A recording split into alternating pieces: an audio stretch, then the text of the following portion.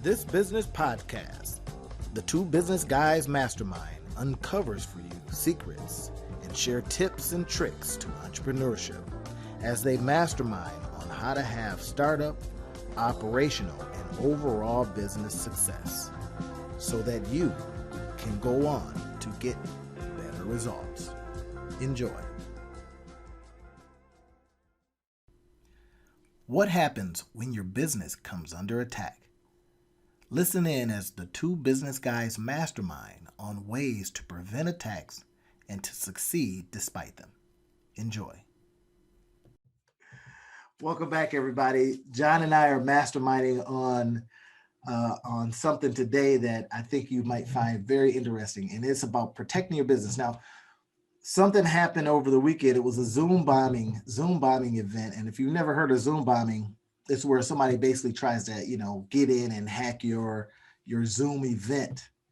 And, it just it got me thinking that we should mastermind on, what do you do to protect your business when somebody is trying to get in, not just from a hack standpoint, from a cyber standpoint, but there are so many different ways to take your business model and steal it, to take your idea and steal it, to take your energy and steal it, right? And we start thinking about this, John. That's a big deal, man. You could think that you've got this beautiful business model. It is you believe you've got some customers out there just waiting for you, and next thing you know, somebody comes along and says, "Hey, thank you for showing us how to do that. We're going to start doing it too." Absolutely. Can you see that ruining business? Now, we know what they call that when it's a big company and an upstart happens, right? They unwrap your business model. Mm-hmm. But what if you're just starting out and you got this energy and somebody comes along and goes, "Oh, wow, thank you for that example. I'm going to take it for myself." So what's trademarkable? You should consider trademarking. And the same thing with patenting as well. If it's something that is patentable, that you've invented or whatever, making sure that you're taking the steps to protect yourself legally and whatever it is that your business model is. But this even goes further than that in this age of the information age or however computing age. Reputation as well. Mm-hmm. I mean, pretty much anybody can put online anything they want about you. Yeah, and your business. That brings something to mind. Yeah, you're trying to get out there and do the humpity hump, and somebody starts saying, "Hey, your products are hurting people." Mm-hmm. Right? I remember I was watching a show, and it was about Tesla and Edison. Right back in the day, Tesla had worked for Edison. Edison was the man as it relates to all kind of different businesses, and they were basically saying that Edison's inventions were killing people because of the electricity, mm-hmm. right? And it was, I think at the time, direct current versus alternating current. Yep, and Tesla actually he left Edison because Edison was pretty much suppressing his talent. Mm-hmm. And Tesla went on, and I believe it was Westinghouse that backed Tesla. But there was just too much money and influence behind Edison's plan. And when they got cities to buy into it, it was hard to have two different competing systems, power systems. Mm-hmm. So Tesla ended up losing the battle. But it goes to show you that the best idea doesn't always win. And Edison was notorious for this. For stealing, for copycatting. Yes, absolutely. Any heirs of Edison, we apologize, but you're right. So imagine this now, right?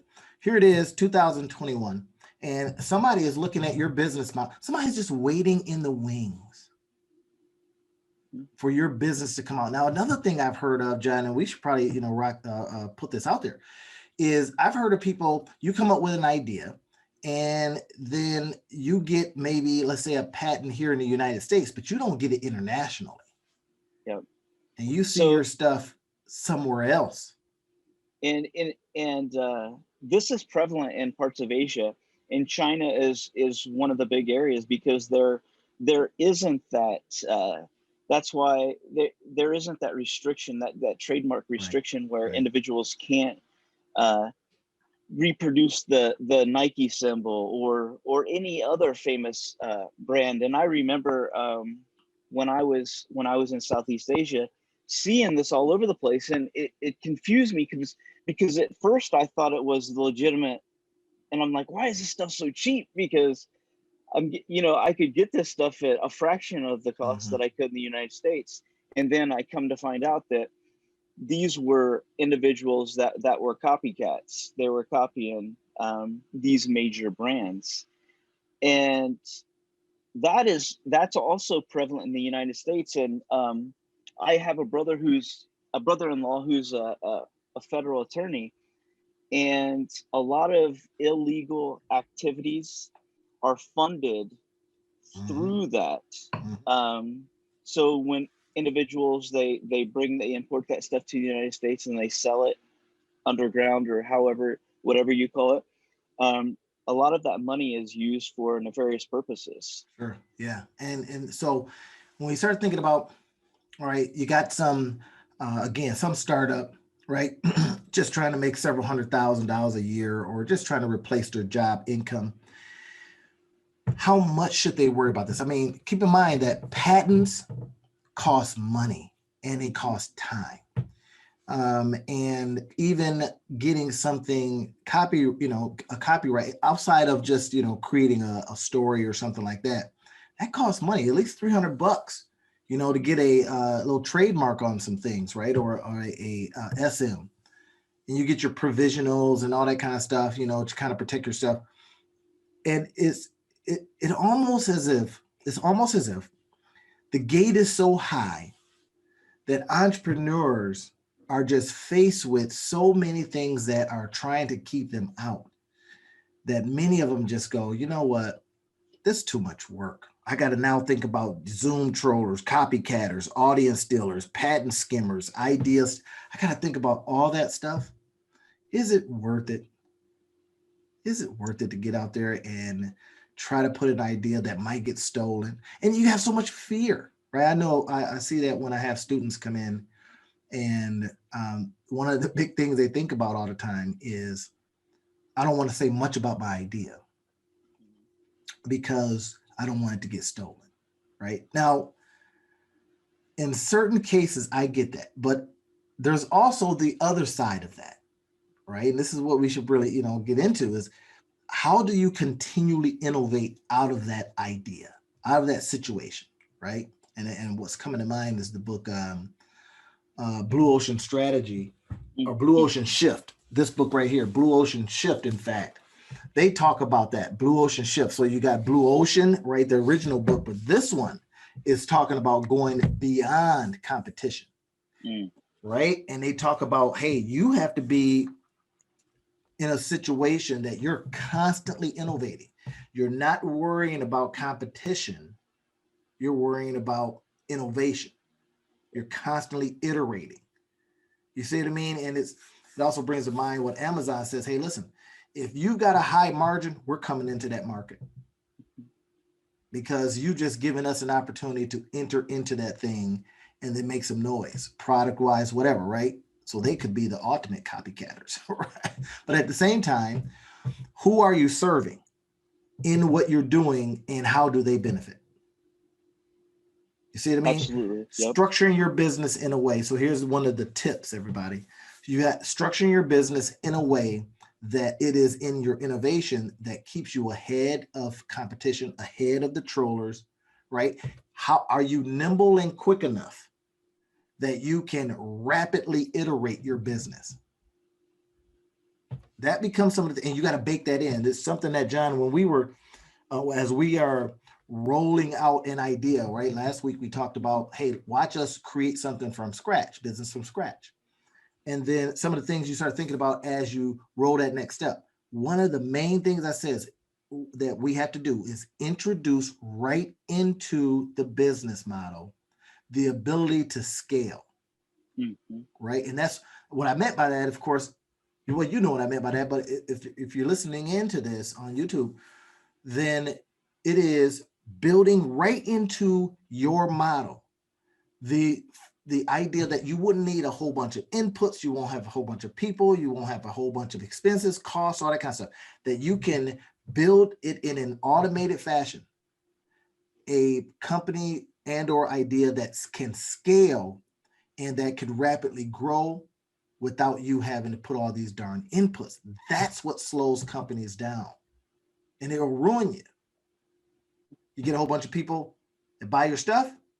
Next thing you know, you got to assemble a whole bunch of people, right? You can't assemble the right people. Next thing you know, you got a failure waiting to happen. Whereas if you build in these automations, hey, this is totally offline. All calls don't go through our center. It goes through another center, a call center to answer your questions. Or it goes to a community, whether it's on Facebook or whatever, that'll help answer your questions. You know what I mean? They are your customer service to a degree. Those are the kind of businesses that'll scale quickly because it doesn't require you to hire a lot of people and to have all of these different systems that cost a lot of money to make something happen. And believe it or not, organizations have been doing this for forever in a different sense, not in the virtual world, but subcontractors. So you look at a major television, cable company, and they hire subcontractors to work for their company, and install some of it. So when times are slow, they could the contracts are null and void, and so on and so forth. Not dealerships, but factories, Ford, GM, they have all these little companies that they subcontract different parts and things to. They're not making everything in-house. And so when something slows down, when a vehicle isn't being produced or received the way that they're not taking all the hit. Some of the hit is going to their subcontractors as well. And it's that same thing that we have to look at when we're making this business model. Am I going to be sitting, if I set up some subscription type of program and I have a physical product, am I going to be sitting on thousands or hundreds of thousands of pieces of inventory, that I'm not able to get out, and that has an expiration date potentially?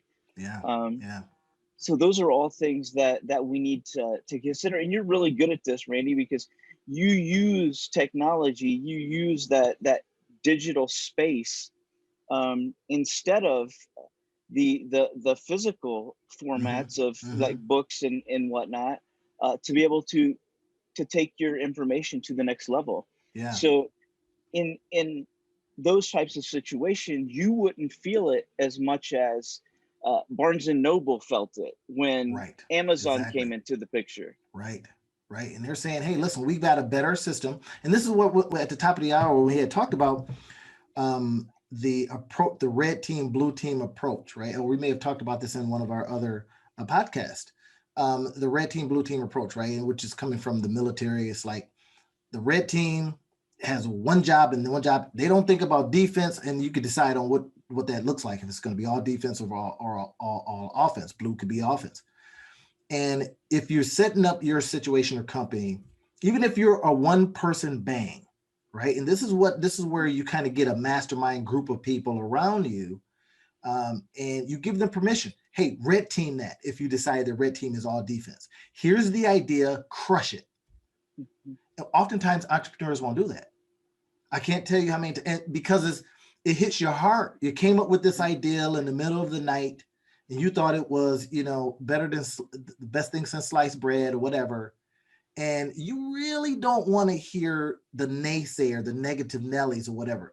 But when you give permission to poke holes in an idea, that's where the other persons that you've decided to assemble around you can then give you that kind of constructive criticism, but they're doing it without having to worry about your feelings because you've given them permission, right? So with your idea, it might really be a good idea to build that right in, your red team, blue team.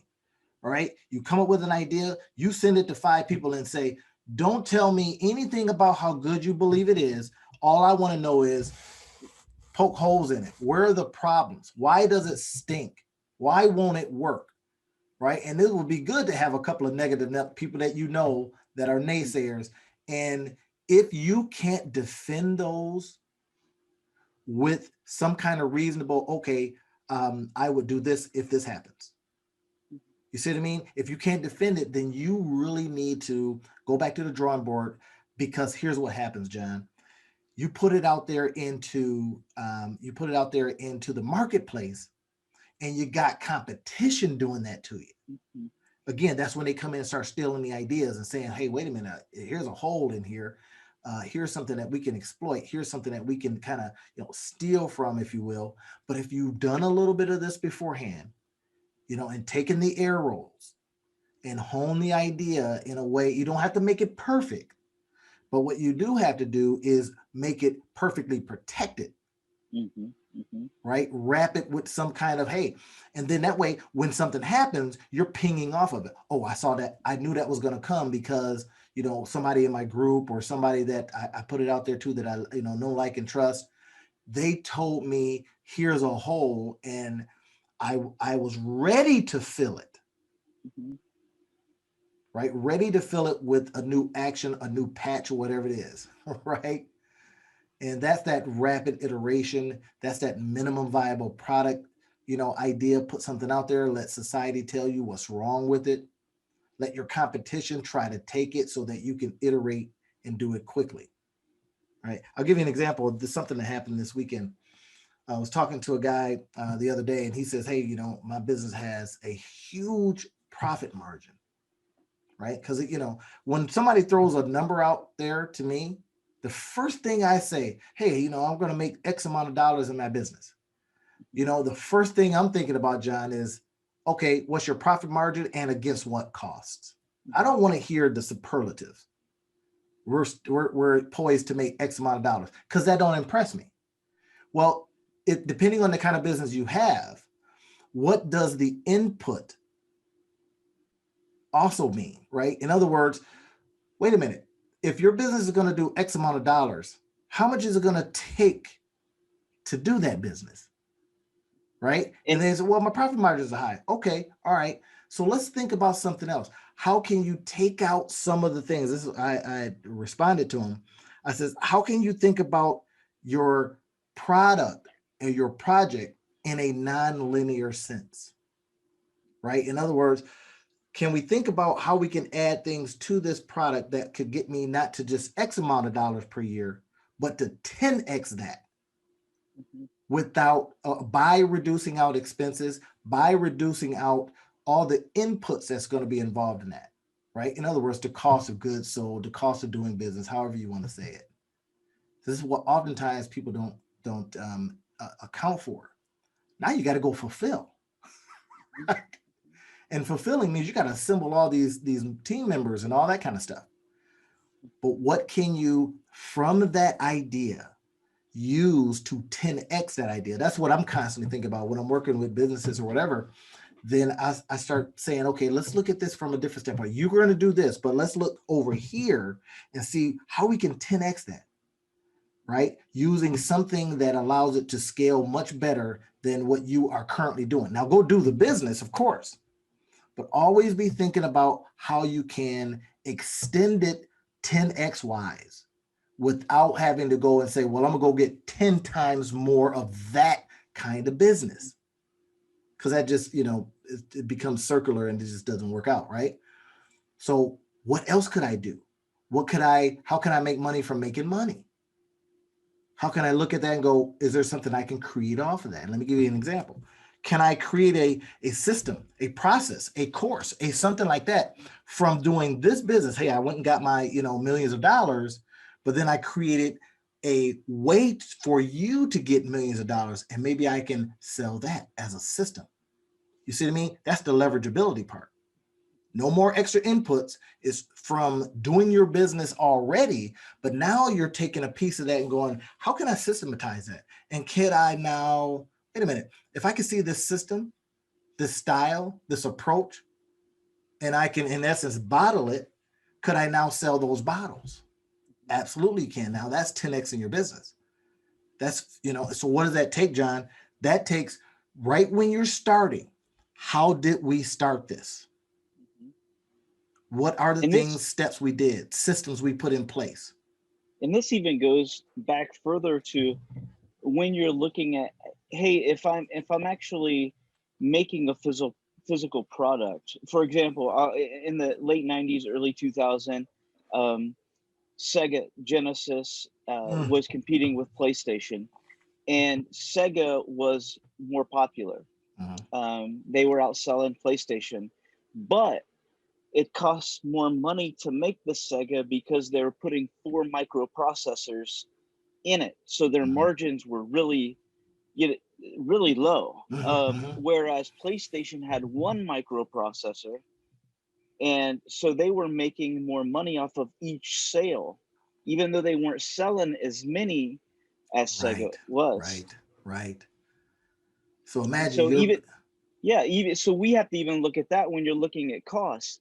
And here's another thing as well. You got to look at R&D. So pharmaceutical companies, I think it's still prevalent that they have their patent for 13 years before a generic drug maker can make it. Yeah.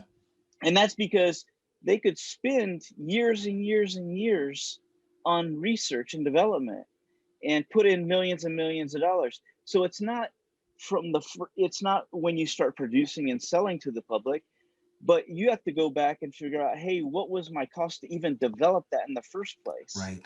Yeah. That's such a big thing now, because as we notice and what's going to come out of this is whole new business models, right? If you notice, and I'm not suggesting that we're in this space and know a lot about this, but we know a lot about business, so you can see the modeling here, right? So when the vaccine for, COVID vaccine, when it was produced, it was a computer modeling approach.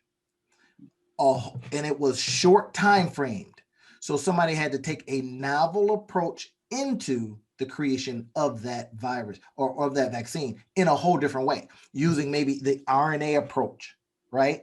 It's like, what, RNA? Somebody was like, what, RNA? Yeah, we're taking this approach into, whereas, we can, wrap it in some fat molecules and it like sneaks in behind the immune system and gets to the problem, right? Because typically the immune system jumps on anything that comes into it and goes foreign, kill it before it even gets to the healing part. Well, of course, we see that there could be some problems with that because it's sneaking past your immune system. Well, you could put bad things in there and that sneaks past, and then we come up with a different situation. But what they did was a whole bunch of computer modeling that went into the creation of this. So now what that has done now is that's taking these pharmaceutical companies and giving them a whole different approach. So now you may not have to put in millions and millions and millions of dollars, billions in certain cases, right? To develop something. You can develop it fast. Now, what does that do? So then from the patenting standpoint, so maybe you wouldn't need a 13-year patent now. You see what I mean? So now what does that do? So if you're the kind of company, you're out there saying, because of the way they built it, they don't need the same kind of protections because they didn't put millions and millions. So that argument goes away. So maybe you're starting a company and all you do, and I think there's companies out there that do that look at what's being done. And they go, we can do it in a whole different way. We can rapidly prototype this thing and produce it based on what their ideation is, but they can't patent it in the same way because they don't have the same argument, right? So now that becomes an opportunity, right? All right, this is the kind of stuff that you think about at least I think about all the time. And think about Henry Ford when he was building Ford and scaling that. He wasn't the first car company either, was he? He was not. There were other car companies out there. A lot of them. What he did was he set up an assembly line so there was focus.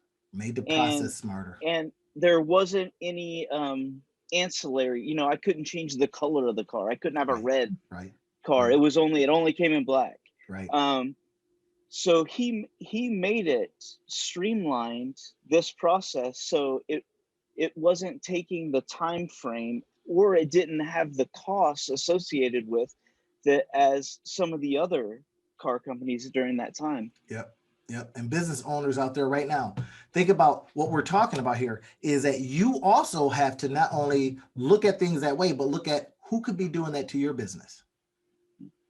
You see, now that's the key part. We're saying, well, I'm going to be that innovative business, but you got somebody that's trying to innovate on your innovation. Because sometimes they say, you know what, we don't really need a huge profit margin. We just need an in. So you could be the in, and they say, hey, we'll be fine with making pennies, because what we want to do is get our process, our foothold, and how we do and what we do into the marketplace, into some recognition. And then they say, well, we'll figure it out on how to monetize some of the back end stuff, right? And that becomes a danger to your business. So what we're suggesting here is that model some of this stuff out, put it in, red team, blue team it. You know, think like we says, think like a Zoom bomber. They're trying to get in and put in there whatever on somebody, riding on somebody else's coattails, right? In other words, riding on somebody else's link to get in there and, you know, be silly or be disruptive or be mean or whatever it is. But there's a lesson in that. There's a lesson in that you have to do what you can to protect yourself, right? Still be fearless in your desire to get out there into the marketplace and compete and to try to earn a nice living. But what we're suggesting also is that putting in some things that help you scale your business and make you really, really flexible, right? Then you're not the big ship with all these people, or you're not the big ship with all this process. You're not the big ship with all this space. That's another thing that companies are learning too, post-COVID. I don't need all that space. Mm-hmm. I can get the same kind of production out of somebody at home. Are you kidding me right now? And I never had to bring them into the office, so I don't have to pay $40 million in rent. You see, now if you're on the commercial real estate side, is you should be scared. Or you should be thinking, what can I now do with this space? And I know in New York, they're turning some of that commercial space into housing because they have a housing shortage. So we always have to be nimble and think of, hey, what else is it possible to use the resources that I have for? So even going into COVID and the various things like that, you had companies, textile companies, who were like, well, fashion isn't going to be a huge thing right now, but people are going to need masks. So you saw the production of masks and hospital garments and those types of things. Hospital the whatever robes or whatever, they were running out of them. So right. Other companies could come along and make some of those as well. Use the resources that they've already have invested in, and just change it a little bit. And we have to be looking at that constantly. And I called it the repurposing. I did a on my YouTube channel. I did a whole video on repurposing, right? And I mean, there's so many different things, and I just use a couple examples from my own life on how I was going to take some material and repurpose it, right? And when you start thinking about, well, how can I repurpose it? That becomes the opportunity for you to think about what processes that you have in place right now. Your business, what is it that you're getting ready to do? How do you make that? You know what I mean? You could end up selling more on selling people on the process, on the system, on the style. You see what I mean? I see it a lot when you've got people that have built a lot of courses, and I build a lot of courses, right? So now I can teach people how to build a course fast. So you go, wait a minute. So you may not be making a lot of money from your courses. You're making money from teaching people how to build a course. Yep. Because you have systematized something, right? I can show somebody how to do a pod. I did one, John, I did one video on how to get your podcast up and going in 30 minutes. And somebody's like, oh man, 30 minutes, 30 minutes. Okay, I want to see that, right? And that thing got, I don't know how many views. So, but that's a part of it, right? Your business, therefore, is it's not only designed to go out there and create a customer like Peter Drucker talked about, but it's also a opportunity for you to look at it and see it for the gold mine it is. Mm-hmm. Right? And we talked about this in some of the other podcasts. What more can your business be? Right? And this is something that I shout out to this guy. He's not a client yet, but I wanted to help him out. Right? And I says, hey, look, okay, well, let's look at what you're doing and thinking about your project, of course, in a nonlinear sense, right? And I'm looking at my notes here that I sent to him. I says, how can you 10x what you're going to be making? And then I says, given the constraints of time, people, equipment, and fulfillment. So if your constraints right now is you get a project and there's time, there's people, there's equipment, and then there's a fulfillment. Well, those are all costs, right? And then I says, well, hey, here's an idea. Why not collect 4 or 5 wild ideas that are associated with this, and then call me up, and then we'll figure out how to put it all together. Right? Mm-hmm. But within what you do is the other opportunity for your business. Within what you do, restauranting. Let's take one of the lowest margin businesses ever, mm-hmm. right? Restauranting. And we love to, jump on restaurants because we understand that there's a lot of associated costs, but then people always want to start one. How you buy your food? Have you developed a system that's maybe getting you 4 to 5 percentage points off cost? Let's teach that. Let's show that. Let's package that. You see what I mean? Where do you get your liquor from? Oh, well, I got this. Well, okay, could you band together with some other people and everybody gets a lower price? What's that system look like? You see, now you're taking a very low margin business, right? And you are systematizing it. In your kitchen, what is your McDonald's way? Right? Or is it just all these individual people, sous chefs, and all that kind of stuff doing all these things? Or have you Henry Forded it and made an assembly line approach? You see what I mean? Okay, that is helping your restaurant, but could that be packaged? The 5-star way. So many different things. So many different things. And you even look at it from the standpoint of, hey, I'm a cottage industry. I'm doing this from home, part-time basis, and I'm going to bake cookies. Well, I'm going to the grocery store to buy the ingredients. First mistake, you're paying retail for something that you could get wholesale. So you're losing margin on that. We have to come up with more inventive ways instead of going and buying something off the shelf at an already inflated price. Right. And we do this within our business, and we should be looking at other options. What are some wholesale options to that where I can increase my margin?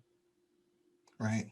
And this, so when we're, again, everybody, if you're just coming into this, we're talking about how to protect your business from the attacks on it. Right. And we use an example that we heard something that happened to John in a Zoom bombing situation. Somebody came in and, Zoom bomb. Sometimes these things are just devastating because they're new to you. It hasn't happened before. And you're like, I can't believe people are like this. But then it sparks a thought that, right. Well, let's metaphor that and let's take that and say, if somebody was Zoom bombing my business and all they want to do is steal from it. So if you're just coming in and you're hearing this is what we're working out. And we're saying, well, here are some things you could do. You could develop a red-blue team, somebody that at the beginning of your business modeling, they come in and they just try to destroy it, right? And then you got to come up with an answer to that. And at the same time, produce. Don't get so caught in your head and your heart's all hurt because they took your ideal and shredded it. If you can't answer that idea, well, maybe it's not ready for the marketplace, because competition is going to be sitting there trying to do the same thing.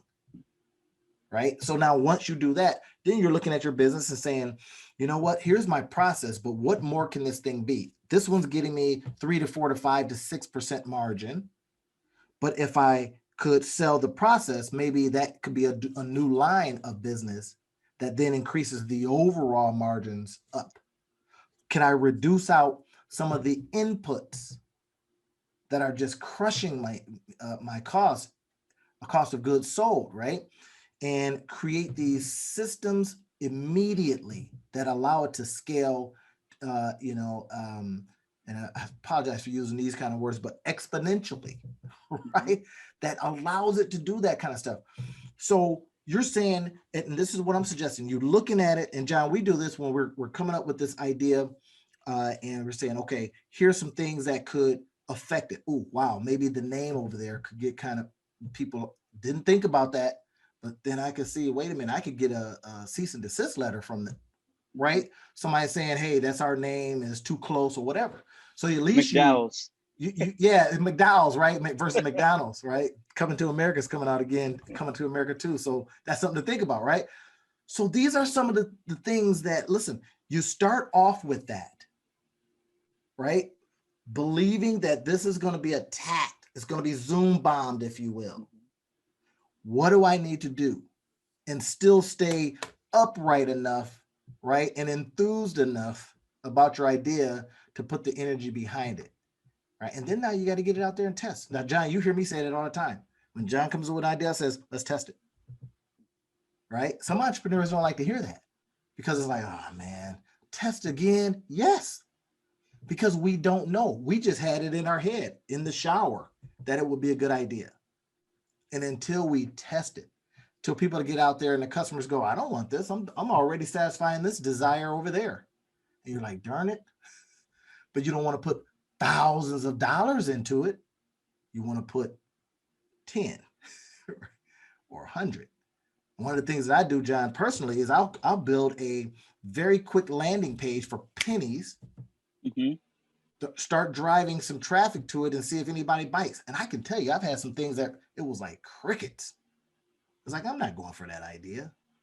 All right. Now you got to bring your idea back in, look at it and go, okay, where did it potentially break down? When they went to the landing page, they didn't like that. Maybe they saw my face and they didn't like me. Who knows? Then maybe I got the wrong audience. Perhaps I need to put it in front of an audience that's more friendly. You see, all these things that now putting something out there quickly and fast allows you to do. Or they go, hey, what do you like about this idea? Or what don't you like about this idea? And they go, well, isn't this kind of like such and such? And I'm already using that. Isn't this like Clubhouse? Because we're already using that. You know what I mean? Clubhouse ain't new. Clubhouse itself is new, but the ideal is not. They used to call those forums. Right? And somebody says, well, let's put audio to it. Yes. That way nobody has to write anything. They could just come in and talk. Now people are going, I can talk. Create a whole cottage industry. Create something that's getting ready to become a unicorn business. All because they looked at something that was already there and says, what more could it be? Right? Your business now. Young entrepreneur, older entrepreneur, and I say older as in terms of business, your business is a gold mine. Gold mine. I keep saying, mastermind, gold mine. But you have to get in there and start digging and then asking the kind of questions that as you're pulling this rock out, it may not be gold, but is it valuable? And who is it valuable for? Right? Dirt. Well, guess what? People need dirt. And you just happen to be digging to get to something else and pushing dirt out the way. So then you say, what can I do with the dirt? You see, my point here is that I'm gonna give this to some people that's burying folks that, or whatever. They need dirt. They need landscaping. That's the kind of thinking.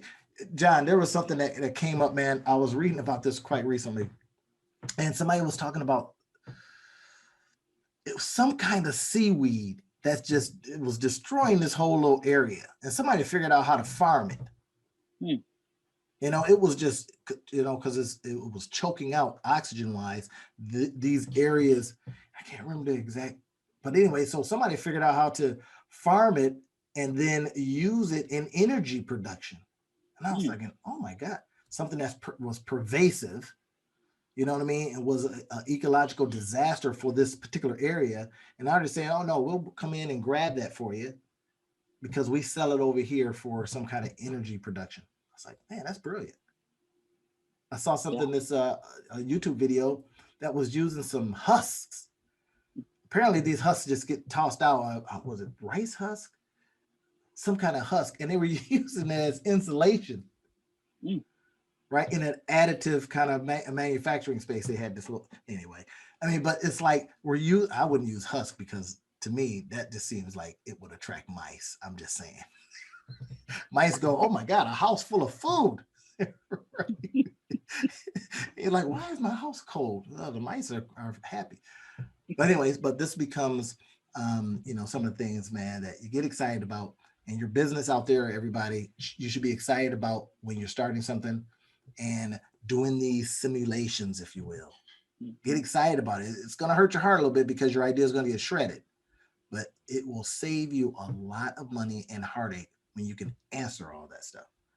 I don't know, John, that's just some of the ideas, man, that I want, I thought we could mastermind on from an experience was on the other end of, right? Somebody Zoom bombing your event. I thought, gee, this is a good topic. So what more can we share with our entrepreneurs? What else could they be doing out there? I think the most valuable thing that we talked about today was don't keep your idea to yourself. Yeah. That you need to even if you think you're protecting it, you're not really protecting it because you're not giving it enough air to breathe. You don't even know if this is a viable whatever you're planning on doing, service or product or whatnot. Let individuals come in and poke holes into it. If your product or service is good enough, you're going to be sustainable. You're going to be able to operate. But if you're spending all these resources, time and energy and money, and your idea has a lot or product has a lot of flaws, then you could be in for a big surprise. So surround yourself with good people and be willing to share some of those ideas so that they could give you feedback. That's what you did true, recently with that email, right? Here's the new idea. This is what we're thinking about. And I shot over a couple ideas to think about, right? And then you send it out to the other folks and says, hey, listen, what are your thoughts on this? Right now, this becomes what I really liked about what you had created was it becomes distribution, right? I mean, at its core, it's distribution. It's like, hey, I want to start this thing and I'd like your input in it. We're kind of chicken soup for the souling it, that approach. A whole bunch of people, a whole bunch of ideas, speak on this topic, boom. Now you got this, mega million selling kind of thing.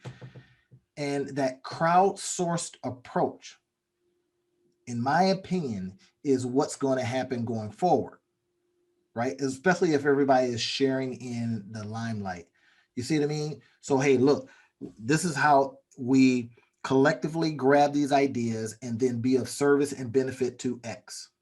Can we do it at a high level to where people go, I gotta have that, right? And that's the next phase of what we're creating without going too much in depth, and be rolling some stuff out here for testing, right? First, we got to kind of go, okay, what can we create quickly? Boom, in a week, right? And that's what I like to do. I say, John, what can we? Okay, that's fine. There's an idea. What can we do that creates something in a week that we can get out there and see if people say, I want more of that. We go, oh yeah, we got this thing. Here it is. Right? They start absorbing and using. Oh, I could use this in my business right now. And I like a couple of things that you had created. It's like, that's a visual. I can imagine somebody sitting that up, putting that, like I got papers all around to remind me of things. Right? Oh, here's a service that I just bought, or software I just bought. Make sure I use it. looking at, here's my apps. Oh, I forgot. That's right. That's right. I use that app. You see what I mean? Now imagine if they've got in what we're creating for them, that kind of visual that all they got to do is go over there and look at it and go, oh yeah, that's right. I got to remember that when I'm building my business. Right. And that's, like I say, without being, you know, giving away too much of it. We're showing some of it enough to get people excited and have holes poked in. And what you're doing is sending it around saying, hey, listen, drop some holes in this. Mm-hmm. Right. And I can appreciate your open-mindedness with regard to this, because and I'm going to say when it rolls out, it becomes a wonderful distribution channel. And at the same time, a good platform to help other entrepreneurs. That's what I'm excited about. Absolutely. Guys, if you missed what I'm talking about, you missed last week's Business from Scratch. Go back and check out Business from Scratch, that podcast where John and I are talking about building a business from scratch. And this is rolling into phase 2 of that approach. Right now, you get a chance to see, especially when you're working with a partner who has a lot of ideas, John. Right. And then another partner that has got ideas, Randy. Right. And then how you contain and corral them so that you're not just ideating, but that you put it into an assembly line type of approach. Okay, John, let's do this next. Let's get this out for testing. Let's do this. And then before we get too excited, we go out there and see if we can excite customers. Right? Can we get partners that say, hey, I want to be a part of that? Because they see the distribution opportunity too. Yep. So anyway, that's what we wanted to share with you guys. We hope you had some fun today. Right? Red team, blue team, Zoom bomb your own thing before somebody else in competition does it. Right? And share those ideas. Get them out there. See if it spreads. Right? There's protections to a degree. John, now you know that. There's protections to a degree. You think you got a patent on that. Okay. Some other country goes, we don't recognize patents. And if you want it manufactured here, we're going to steal the idea. Right? How many Amazon-like? Alibaba is Amazon-like. They just took the idea and says, we're going to create that for ourselves. It's going to be by people that look like us. It's going to be by our, using our approaches, our infrastructure, our workforce. And next thing you know, Alibaba is a just massive mega company. And then then you start looking at the components of it. What does it do? Yeah, you could build whole businesses off of their platform. Well, isn't that like Amazon? Yeah, because people were being affiliates. People were saying, I got a whole storefront. I don't own no products. Same concept. Built up and probably siphoning off some of what Amazon does. Absolutely. But you have instances of that throughout. So you can't be afraid of that. Just got to roll with it. Continue to innovate. John, what else can we share with our entrepreneurs today? Don't let this be a barrier. Don't let this prevent you from taking your idea to the next level. Because we can talk ourselves out of things very easily. Yeah. But this is information to have. This isn't information to discourage you. We are able to do things better when we have information. So this information isn't to say, hey, I don't think you should even try that because somebody else is going to steal the idea and take it from you anyway. No, that's not what we're saying at all. We're just saying, make sure that you're getting the right input, that you're connecting with the right people, and you're taking the right steps. You're not doing this alone. That's right. We want you to go forth and be successful. That's a good thing. And that's why the two business guys get together and mastermind and come up with these things and look at stuff and go, hey, man, we need to talk about this. And then we, even for ourselves, we're practitioners as well. We do stuff. We build businesses. We fail sometimes and get out there and go, man, that stunk. My feelings were hurt by that. And if you heard some of the other podcasts, you'll see when, the moods of entrepreneurship, right? When you're high one day, because you're like, this is awesome. And then you're low and it's like, oh my God, that was the worst idea ever. Right? And you hope that you haven't put thousands of dollars into it. And here's what this one last thing I want to leave you guys with is that there is no such thing as failure. And I heard this somewhere. This is not original for me, but I heard that it's just information. Yep. And if you could look at it like that, right? And this is what I do with some of the entrepreneurs that I work with, is I say, everything's an experiment from this day forward. That takes the pressure off, because in an experiment, guess what happens? You're experimenting, you're trying things, you're failing. It's supposed to. And you look at something and go, hey, that didn't work. That's next. And if you're looking at your business that way, and that kind of approach, even if you have a business that is in a specific sector, experiment within it. Try different things. Not the new shiny thing syndrome where you don't have any dang focus, but you're just saying, okay, within this focus, I'm constantly innovating, constantly experimenting, and there is no such thing as failure. What information just came from that? I was in the wrong customer space. I was at the wrong time. I was at the wrong price point. I was at all these different, the cover wasn't right? I can't tell you how many books I put out there that had the wrong covers. And then I end up going, that sucked, right? Bring it back in and recover it. And you see that with other books, right? It'll have the movie cover. It'll have the cover from 3 years ago. Now they got a new cover based on maybe some new information. That's the kind of iteration that you're constantly doing so that you can get your business out there and get a foothold and let it start speaking to you, so you can get out there and go, oh, whoa, business just said more. I can be more. And you go out there and do that. We wish that for you today, everybody. We hope that you've got some nuggets from this today. You brought your axe, you brought your shovel, and more importantly, you brought something to take home these ideas in. John, I appreciate us coming together today, man. We had some stuff on our heads and hearts, and that Zoom bombing situation just, kind of made me mad. So we were able to give, I think, some ideas to our entrepreneurs today. All right, guys, we will talk to you on the next one. We'll see you then. And in the meantime, go out there and make some profits and have some fun.